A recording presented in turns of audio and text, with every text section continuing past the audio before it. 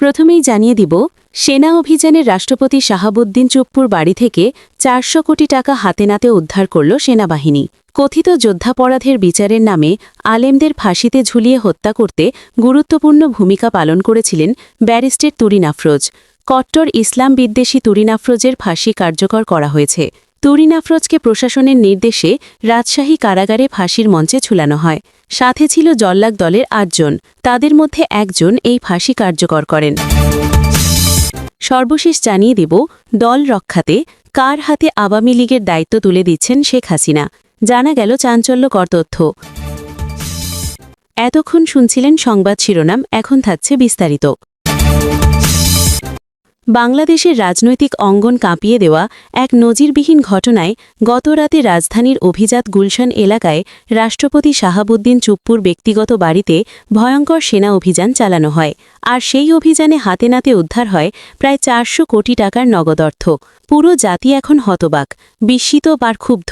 বিশ্বস্ত গোয়েন্দা তথ্যের ভিত্তিতে সেনাবাহিনীর একটি বিশেষ টাস্ক ফোর্স রাত ১২টার কিছু পর রাষ্ট্রপতির বাড়ি ঘিরে ফেলে। চারপাশে মোতায়েন করা হয় সাজোয়া যান ও আধুনিক অস্ত্রে সজ্জিত কমান্ডো টিম। এলাকাবাসী প্রথমে ভেবেছিল হয়তো সন্ত্রাসবিরোধী কোনো অভিযান চলছে, কিন্তু ভোরের আলো ফুটতেই সবাই জানতে পারে অভিযানের লক্ষ্য ছিল রাষ্ট্রপতির নিজস্ব বাড়ি। অভিযানে অংশ নেওয়া সেনাকর্মীরা জানিয়েছেন, বাড়ির বেসমেন্টে তৈরি বিশেষ ভল্টরুম থেকে বের করা হয় বাক্সের পর বাক্স ভরা নগদ টাকা। সেখানে ছিল বাংলাদেশি টাকার পাশাপাশি মার্কিন ডলার, ব্রিটিশ পাউন্ড ও সৌদি রিয়াল। একটানা কয়েক ঘণ্টা গণনা শেষে হিসাব দাঁড়ায় প্রায় ৪০০ কোটি টাকা। এ যেন এক পরিবারের লোভের ভয়ঙ্কর চিত্র, যা গোটা জাতিকে স্তব্ধ করে দিয়েছে। অভিযানের সময় রাষ্ট্রপতি শাহাবুদ্দিন চুপ্পু বাড়িতেই ছিলেন। সেনা সদস্যরা যখন ভল্ট খুলে টাকার স্তূপ বের করে আনছিলেন, তখন তিনি দৃশ্যত ভেঙে পড়েন। পরে অসুস্থতার ভান করে মেডিকেল টিম ডাকার চেষ্টা করেন, কিন্তু সেনা কর্তৃপক্ষ স্পষ্ট জানিয়ে দিয়েছে এই অর্থের হিসাব তাকেই দিতে হবে। তার স্ত্রী ও পরিবারের কয়েকজন সদস্যকেও জিজ্ঞাসাবাদ করা হয়। সকালে খবর প্রকাশ হওয়ার সঙ্গে সঙ্গেই সামাজিক যোগাযোগ মাধ্যমে ঝড় বয়ে যায়। হাজারো মানুষ লিখছেন, রাষ্ট্রপতির মতো ব্যক্তি যদি দুর্নীতির এমন গভীরে ডুবে থাকেন, তবে সাধারণ মানুষ কাকে বিশ্বাস করবে। অনেকে ক্ষোভ প্রকাশ করে বলছেন, ৪০০ কোটি টাকা দিয়ে দেশের কতগুলো হাসপাতাল, স্কুল ও ব্রিজ বানানো যেত। বিশেষজ্ঞরা মনে করছেন, এই ঘটনা বাংলাদেশের ইতিহাসে এক টার্নিং পয়েন্ট। সেনাপ্রধান ওয়াকারুজ্জামান কয়েকদিন আগে বলেছিলেন, দুর্নীতি দমনে কারো প্রতি রেহাই দেওয়া হবে না। রাষ্ট্রপতির বাড়িতে অভিযান চালিয়ে টাকা উদ্ধার করে তিনি সেই প্রতিশ্রুতির বাস্তব প্রমাণ দিলেন। বিএনপি ও অন্যান্য বিরোধী রাজনৈতিক দল ইতোমধ্যেই রাষ্ট্রপতির পদত্যাগ দাবি করেছে। বিএনপি মহাসচিব বলেছেন, রাষ্ট্রপতির আসনে বসে যে ব্যক্তি দুর্নীতির পাহাড় বানিয়েছেন, তিনি রাষ্ট্রদ্রোহী ছাড়া আর কিছু না। এনসিবির পক্ষ থেকেও কঠোর প্রতিক্রিয়া এসেছে। রাষ্ট্রপতি শাহাবুদ্দিন চুপ্পু আপাতত গৃহবন্দী আছেন, তবে তার বিরুদ্ধে আনুষ্ঠানিক মামলা হবে কিনা সেটাই এখন দেশের সবচেয়ে আলোচিত প্রশ্ন। সেনা সূত্র বলছে, উদ্ধার হওয়া অর্থের উৎস এবং কোথায় পাঠানো হচ্ছিল তারও খোঁজ চলছে। সাধারণ মানুষের কণ্ঠে এখন একটাই সুর, দ্রুত বিচার চাই। তারা মনে করছে, শুধু অর্থ উদ্ধারে থেমে গেলে চলবে না। এই ঘটনার সঙ্গে জড়িত সব ব্যক্তি ও গোষ্ঠীকে আইনের আওতায় আনতে হবে। বাংলাদেশের রাজনৈতিক ইতিহাসে এটা নিঃসন্দেহে এক কালো অধ্যায়। রাষ্ট্রপতির বাড়ি থেকে ৪০০ কোটি টাকা উদ্ধার মানে রাষ্ট্রীয় শীর্ষ আসনও দুর্নীতির দুষ্টচক্রে নিমজ্জিত। তবে একই সঙ্গে এই অভিযান জাতিকে নতুন এক আশার আলো দেখিয়েছে। যত বড় ক্ষমতাবানই হোক, আইনের চোখ ফাঁকি দেওয়া আর সম্ভব নয়। আজকের এই ঘটনা প্রমাণ করে দিয়েছে, দুর্নীতির শেকড় যত গভীরই হোক, সেনাবাহিনী চাইলে তা উপড়ে ফেলতে পারে। এখন প্রশ্ন শুধু একটাই, এই পথ ধরে কি সত্যিকারের দুর্নীতিমুক্ত বাংলাদেশ গড়ে উঠবে? ২০১৩ সালের ৫ই এপ্রিল রাজধানীর মতিঝিলের শাপলা চত্বর এলাকায় হেফাজত নেতাকর্মী ও পথচারীদের ওপর গণহত্যা চালানো হয়। ওই ঘটনায় সাবেক প্রধানমন্ত্রী শেখ হাসিনা ও আন্তর্জাতিক অপরাধ ট্রাইব্যুনালের সাবেক প্রসিকিউটর তুরিন আফরোজ সহ ৫০ জনকে আসামি করে ট্রাইব্যুনালের প্রসিকিউশনে অভিযোগ দাখিল করে হেফাজতে ইসলাম। অভিযোগ আমলে নিয়ে ট্রাইব্যুনাল ৯ জনের বিরুদ্ধে গ্রেপ্তারি পরোয়ানা জারি করেছিল। শাপলা চত্বর গণহত্যায় তুরিন আফরোজকে কেন আসামি করা হয়েছিল সেটা জানতে ২০১৩ সালের আগেও পরে তুরিন আফরোজকে জানতে হবে। আওয়ামী লীগ অপশক্তির অংশ হিসেবে তুরিন আফরোজের ভূমিকা অনুসন্ধান করলেই সকল প্রশ্নের উত্তর মিলবে। 1000 মাদ্রাসা ও 116 জন আলিমের বিরুদ্ধে ধর্ম ব্যবসায়ী ট্যাগ লাগিয়ে তালিকা করা তুরিন আফরোজ কট্টর ইসলাম বিদ্বেষী এবং আওয়ামী লীগ দল ঘেঁষা আইনজীবী। 2013 সালের ফেব্রুয়ারিতে তুরিন আফরোজ আন্তর্জাতিক অপরাধ ট্রাইব্যুনালের প্রসিকিউশন হিসেবে নিয়োগ পান।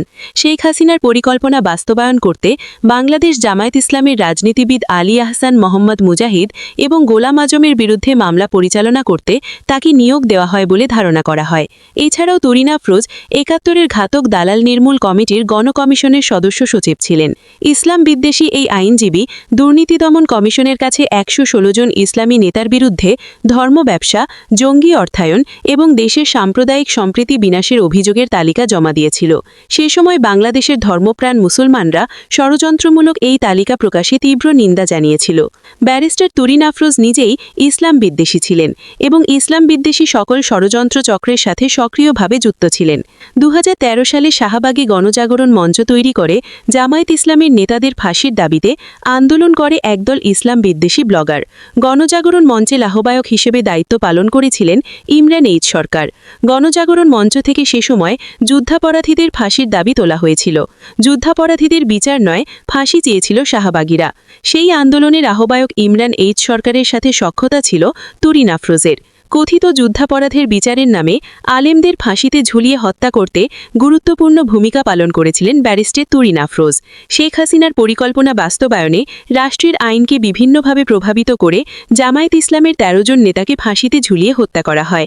সেই সময় শেখ হাসিনার দোসর হয়ে আদালতের দায়িত্ব কাঁধে তুলে নিয়েছিলেন এই আইনজীবী। বিদেশি গণমাধ্যম ভয়েস অব আমেরিকার সাংবাদিক সেই সময় তুরিন আফরোজকে প্রশ্ন করেছিলেন, আন্তর্জাতিক আদালতের আইনে মৃত্যুদণ্ড দেওয়া যায় না, সেক্ষেত্রে যুদ্ধাপরাধের দায়ে মৃত্যুদণ্ড আইনের সাথে সংঘর্ষিত অবস্থানে রয়েছে কিনা। সেই সময় তুরিন আফরোজ প্রশ্ন এড়িয়ে যান। 2018 সালের মে মাসে শৃঙ্খলা ভঙ্গের কিছু অভিযোগ ওঠে এই আইনজীবীর বিরুদ্ধে। তবে সেই সময় শাহরিয়া কবির দাবি করেছিলেন তুরিন আফরোজ নির্দোষ। আওয়ামী লীগ ক্ষমতা অপব্যবহার করে সেই সময় সবকিছু ধামাচাপা দেন ব্যারিস্টার তুরিন আফরোজ। তবে ধারণা করা হয় ওই সময় রাজধানীর একটি রেস্তোরাঁয় যুদ্ধাপরাধী সংযোজনের সাথে দেখা করে 25 লক্ষ টাকা ঘুষ নিয়েছিলেন তুরিন আফরোজ। একদিকে ঘুষ বাণিজ্য করে আসল যুদ্ধাপরাধীদের সুবিধা দিচ্ছিলেন, অন্যদিকে বানোয়াট অভিযোগে জামায়াত ইসলাম নেতাদের ফাঁসি কার্যকরতে কাজ করছিলেন তুরিন আফরোজ। এই কর্মযোগকে তুরিনের সাথেই সাবেক বিচারপতি শামসুদ্দিন মানিকও জড়িত বলে জানা যায়। আওয়ামী লীগের দোসর পরিচিত তুরিন আফরোজ নিয়মিত শাহরিয়া কবির, ইমরান এইচ সরকার ও আওয়ামী লীগের প্রভাবশালীদের সাথে নিজের বাসায় মদ, জুয়া, যৌনতায় মেতে থাকতেন বলে অভিযোগ আছে। তার অনৈতিক কাজে বাধা দিলে তার মাকে পুলিশ, র্যাব, ডিজিএফআই এর ভয় দেখাতেন তুরিন আফরোজ। একসময় তার মাকে বাসা থেকে বের করে দেন বলেও অভিযোগ করেন আফরোজের মা শামসুন নাহার বেগম। তুরিনের মা শামসুন নাহার বেগম ও ভাই সংবাদ সম্মেলন করে এসব অভিযোগ করার পর আরও বেপরোয়া হয়ে ওঠেন তিনি। একসময় তিনি পরিবার ও ভবনের অন্যান্য ভাড়াটিয়াদের উচ্ছেদ করে নারী ও মদের আসর বসাতেন নিজের বাড়িতে। মা ও ভাইকে উচ্ছেদের পর হয়রানি করতে তার নিজের পরিবারের বিরুদ্ধে মামলা করেছিলেন তুরিন আফরোজ। পরিবারের পক্ষ থেকে বারবার সংবাদ সম্মেলন করে হয়রানির প্রতিবাদ করলেও আইনি কোনো প্রতিকার পায়নি আফরোজের মা শামসুন নাহার বেগম। তুরিন উচ্চশিক্ষা অর্জন করেন অস্ট্রেলিয়ায়। ব্যক্তিজীবনে ছিলেন উচ্ছৃঙ্খল। নিজের মধ্যে ন্যূনতম মানবতা বোধ না থাকলেও তিনি মানবতা বিরোধী অপরাধের বিচারে প্রসিকিউটর ছিলেন। তুরিনের বেপরোয়া স্বভাবের কারণে শেখ হাসিনা তাকে স্নেহ করতেন। এটি ছিল তার ক্ষমতা সাহসের উৎস। ট্রাইব্যুনালে জামায়াত নেতা গোলাম আজম, মতিউর রহমান নিজামী, আলী আহসান মোহাম্মদ মুজাহিদ, মোহাম্মদ কামরুজ্জামান এবং বিএনপি নেতা সালাউদ্দিন কাদের চৌধুরীর বিরুদ্ধে মামলা পরিচালনা করেন। কেত্তাদরুস্ত তুরিন আফরোজ ছিলেন দারুণ রকম অর্থলোভী। অর্থ সম্পদের জন্য এমন কোনো অনৈতিক কাজ নেই যা তিনি করতে পারেন না। এ কারণে তার চরিত্র নিয়ে প্রশ্ন তোলেন আপন ভাই শানেওয়াজ আহমেদ শিশির। এ কারণে অবশ্য তুরিন আফরোজ ভাইয়ের বিরুদ্ধে মামলা চুকে দেন। 2023 সালে অবশেষে মামলার কার্যক্রম স্থগিত করেন হাইকোর্ট। মামলা বাতিল করেন আদালত। এর আগে তুরিন অবৈধ প্রভাব খাটিয়ে 2021 সালের 31 অক্টোবর শানেওয়াজ আহমেদ শিশিরের বিরুদ্ধে অভিযোগ পর্যন্ত গঠন করান। এর আগে 2019 সালের 14 জুন উত্তরাস্থ পৈতৃক বাসভবনে জোরপূর্বক প্রবেশ চেষ্টা ও নিজের প্রাণনাশের সহ অশালীন হুমকির অভিযোগ অভিযোগে মা ও ভাইয়ের বিরুদ্ধে প্রথমে জিডি ও পরে মামলা করেন তুরিন আফরোজ। মেয়ের করা মামলায় জামিন নিতে হয় মা শামসুন নাহার তাসলিমকে। 2017 সালের 2রা মার্চ নিজ মা ও ভাইকে উত্তরাস্থ পৈতৃক বাড়ি থেকে বের করে দেন অসহায় শামসুন নাহার। তখন তৎকালীন প্রধানমন্ত্রীর কাছে সহযোগিতা চান, কিন্তু সাইকোপ্যাথ হাসিনা তাদের পাশে না দাঁড়িয়ে পক্ষ নেন তুরিন আফরোজের। হাসিনার প্রশ্রয় তুরিন 2018 সালের এমপি পদে উচ্চভাষী হয়ে ওঠেন।